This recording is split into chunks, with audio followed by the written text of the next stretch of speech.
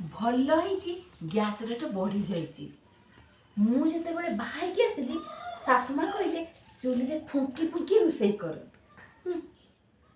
କମ୍ କଷ୍ଟରେ ମୁଁ ରୋଷେଇ କରିଛି। ଆଉ ସାନ ବୋଉ ଯେତେବେଳେ ଆସିଗଲା ସାଙ୍ଗେ ସାଙ୍ଗେ ଘରକୁ ଗ୍ୟାସ୍ ନେଇ ଆସିଲେ।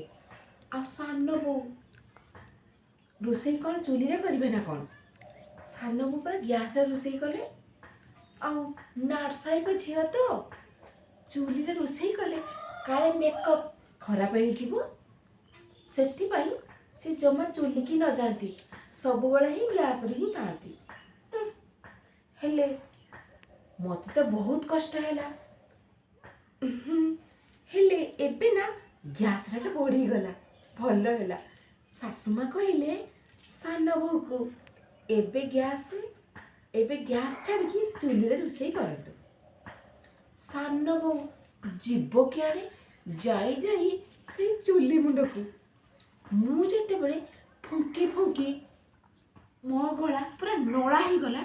ଆଉ ସାନ ବୋଉର ଗଳାକୁ ମୁଁ ଯଦି କଳା କରି ନ ଦେଇଛି ତାହେଲେ ମୁଁ ବଡ଼ ବୋହୂ ନୁହଁ।